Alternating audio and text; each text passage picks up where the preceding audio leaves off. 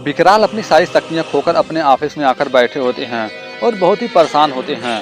उन तीनों को कुछ भी समझ में नहीं आ रहा था, आगे करे तो करे क्या। तभी अचानक ऑफिस में गुरु सत्याचार आते हैं। उनके आते ही विकराल कहते हैं, गुरुजी आपने मुझे पहले बताया क्यों नहीं? मायाकाल ही मेरे पिताजी का कातिल है। तभी सत्याचार बताते हैं कि उसके डर से विकराल, मायाकाल बहुत शक्तिशाली है, जब तक तुम उसके लड़ने योग्य नहीं बन जाते तुम्हें उससे दूर रखना चाहता हूँ। विकराल, तुम्हारी शक्ति और तुम्हारे हथियार तुम्हें वापस मिलने का बस एक ही तरीका है, तुम्हें एक अगली परीक्षा देनी होगी। जो कि गुरु सत्याचार उस परीक्षा के बारे में बताते हैं कि विकराल, शहर के पश्चिम ओर का रास्ता तुम्हें सतपुड़ा पहाड़ की ओर ले जाएगा। तुम्हें इस पहाड़ के नीचे उतरकर हिमानी नदी के पास एक किला खोजना होगा। इस किले के सबसे अंदरूनी भाग में तुम्हें एक मायावी मकड़ा मिलेगा, एक ऐसा जादुई मकड़ा जिसके जाल के भीतर तुम्हें जीव रस का प्याला मिलेगा। तुम्हें उस प्याले को पाकर उस जीव रस को पी लेना होगा।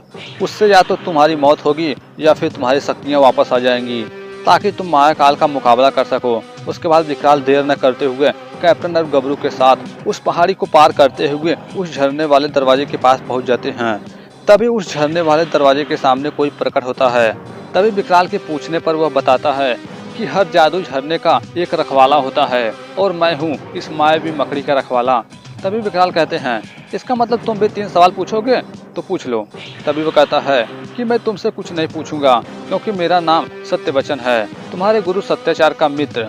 उन्होंने तुम्हारे बारे में मुझे खबर दी है और कहते हैं, विकराल, ये परीक्षा तुम्हारी है और तुम अपने दोस्तों को अपने साथ वहाँ नहीं ले जा सकते। मायावी मकड़े तक पहुँचने के लिए तुम्हें 6 कमरों के दरवाजे को खोलना होगा। विकराल, हर दरवाजे में एक चुनौती होगी, उसे पूरा करके ही तुम अगले कमरे में प्रवेश करोगे। और अंदर जाने से पहले बताया जाता है कि विकराल, अंदर तुम निहत्थे ही जाओगे। लेकिन विकराल के पास कोई हथियार था भी नहीं। उसके बाद विकराल दरवाजे के अंदर प्रवेश करते हैं। अंदर प्रवेश करने के बाद विकराल पहले कमरे के दरवाजे के पास पहुँचते हैं। दरवाजा खोलकर अंदर जाते हैं तो देखते हैं कि कमरा बहुत ही अजीब तरह का होता है। कि तभी अचानक वहां पर कोई चाइनीज फाइटर आता है और वह वहां पर पहुंचते ही विकराल पर हमला कर देता है।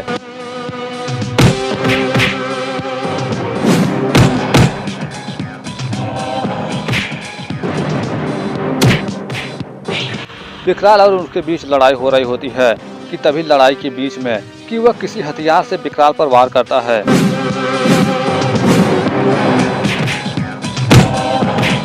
उन दोनों की लड़ाई के बीच में वहां पर शीशी में रखा हुआ तेल जमीन पर गिरकर टूट जाता है। तभी विकराल पास में पड़े पत्थर के जरिए वहां पर आग लगा देते हैं, जिसका कारण वह जलकर राख हो जाता है।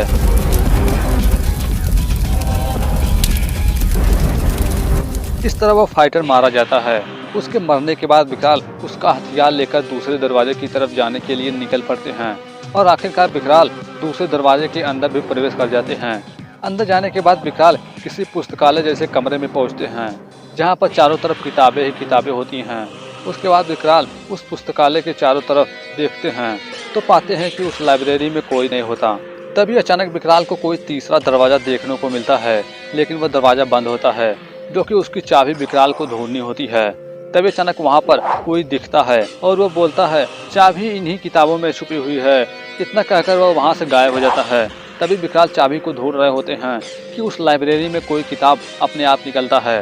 तभी विकराल उस किताब को निकालते हैं कि तभी वह किताब किसी हथियार के रूप में बदल जाता है और वह विकराल पर ही हमला करने लगता है। तभी विकराल अपने पास लिए हथियार के जरिए उस पर वार करके उसे खत्म कर देते हैं। उसके बाद विकराल चाबी ढूंढने की कोशिश करते हैं कि तभी विकराल किसी एक किताब को निकालते हैं, जिसमें से कोई कहता है कि क्या ढूंढ रहे हो विकराल, चाबी? तभी विकराल उस किताब को बंद करते हैं, लेकिन वह किताब बंद नहीं हो रहा था। जो कि वह शख्स किताब बंद करने के लिए विकराल से एक सवाल पूछता है कि मुंबई शहर में कितने कौवे हैं? तो विकराल बताते हैं 11,22,656 एग्जैक्ट। अगर ज़्यादा हुआ तो यहाँ के कौवे अपने रिश्तेदार से मिलने के लिए गए होंगे, अगर कम हुआ तो वहाँ के कौवे अपने रिश्तेदार से मिलने के लिए आए होंगे। तभी वो कहता है, विकराल तुम बहुत ही होशियार हो। और इस प्रकार वो बताता है कि इस कमरे में सबसे छोटी किताब में वह चाबी है। उसके बाद विकराल के काफ़ी ढूंढने के बाद विकराल को वह छोटी किताब मिल जाती है। तभी विकराल उस किताब को जैसे ही खोलते हैं कि उसमें से कोई बिच्छू निकलता है, जिसे विकराल नीचे गिरा देते हैं, जो कि अगले पन्ने में ही वह चाबी होती है। वही नीचे गिरा हुआ बिच्छू विकराल के ऊपर चढ़ रहा होता है। उसके बाद विकराल उस चाबी की मदद से तीसरा दरवाज़ा खोलते हैं, दरवाजा खोलने के बाद विकराल कमरे के अंदर जाते हैं।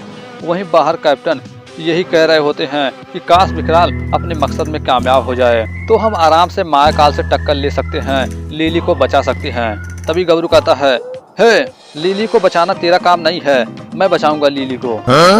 और कहता है, सुन, जब तक विकराल नहीं आता तब तक हम दोनों गोटियां खेलते हैं और जो हारेगा वो सोने का सिक्का देगा। क्योंकि गबरू अपने पास बहुत सारे गोटियां लिया होता है। वहीं दूसरी तरफ विकराल तीसरे दरवाजे के अंदर जाते हैं जहां पर किसी हथियार के साथ कोई लड़की आती है, जो कि इस बार विकराल का मुकाबला उस औरत के साथ होने वाला होता है। तभी अचानक वह विकराल पर हमला कर देती है।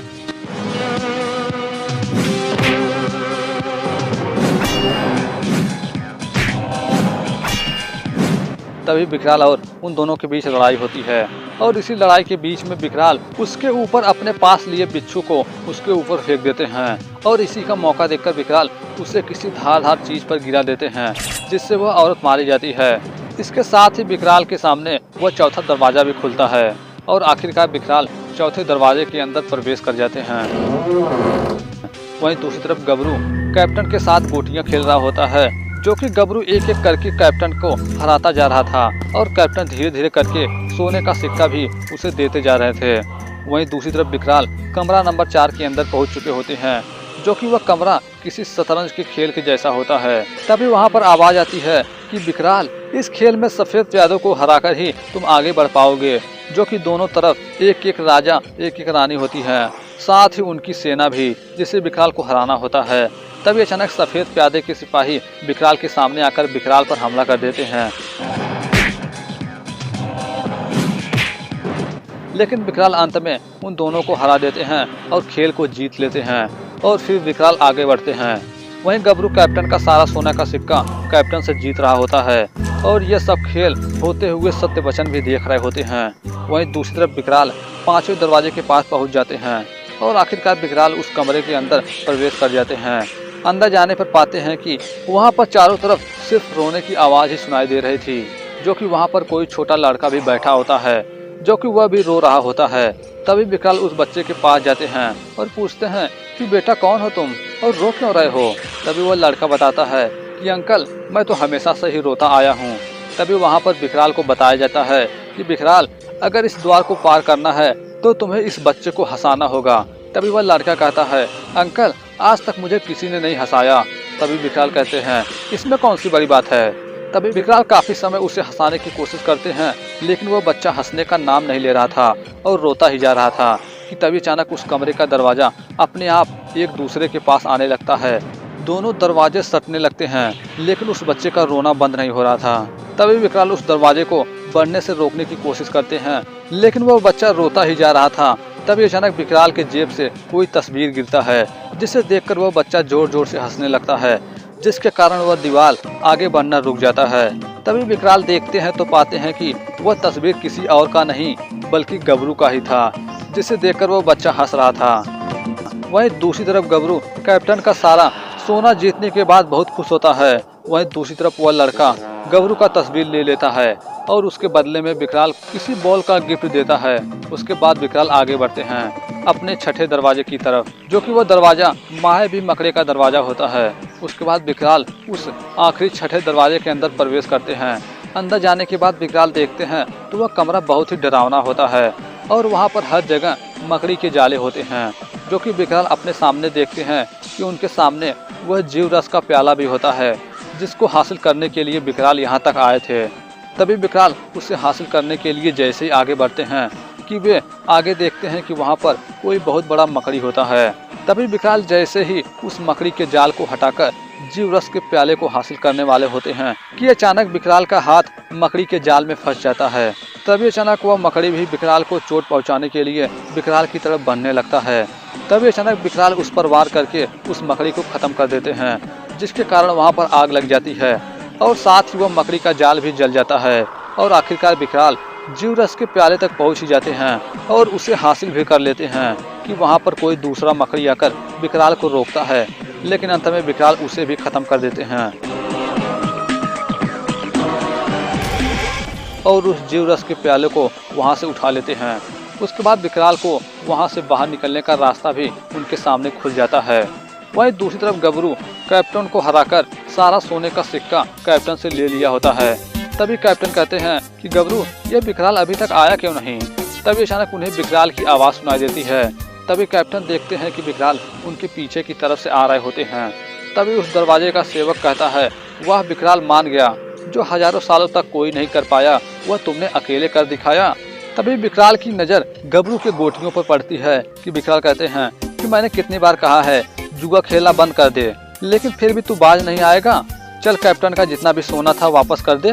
तभी गबरू कहता है, नहीं दूंगा, मैंने जीता है। तभी कैप्टन कहते हैं, रहने दो विकराल, ये सारे सोने सिक्के इसी के हैं। जब ये चीटिंग करने में लगा हुआ था ना, तो मैंने इसकी उस बैग में से सोने के सिक्के चुरा लिए थे। उसके बाद विकराल जीव रस को लेकर अपने ऑफिस में पहुंचते हैं। उसे देखकर कैप्टन कहते हैं कि विकराल, इसे पीने से तुम्हारी मौत भी हो सकती है, लेकिन विकराल को यह रिस्क लेना ही था। और विकराल उसे पी जाते हैं। उसे पीते ही विकराल को कुछ होने लगता है, जो कि इसके बारे में मायाकाल को भी पता चल रहा था कि जरूर कुछ गड़बड़ है। यह क्या हो रहा है, कहीं विकराल की शक्तियाँ तो वापस तो नहीं आ रही हैं। वहीं दूसरी तरफ उसे पीने के बाद विकराल को कुछ नहीं होता, लेकिन अभी तक विकराल को उनकी शक्तियाँ उन्हें वापस नहीं मिली थी, जो कि अभी विकराल को उस प्याले के शीशी को तोड़ना होता है। प्याले को शीशी को तोड़ने के बाद वहाँ पर कोई बड़ा सा पात्र आता है, जो कि इसका असर मायाकाल के पास भी हो रहा होता है। उसके बाद विकराल एक एक करके उसमें से अपने सारे हथियार को बाहर निकाल लेते हैं, जो कि ये सब होते हुए मायाकाल भी देख रहा होता है।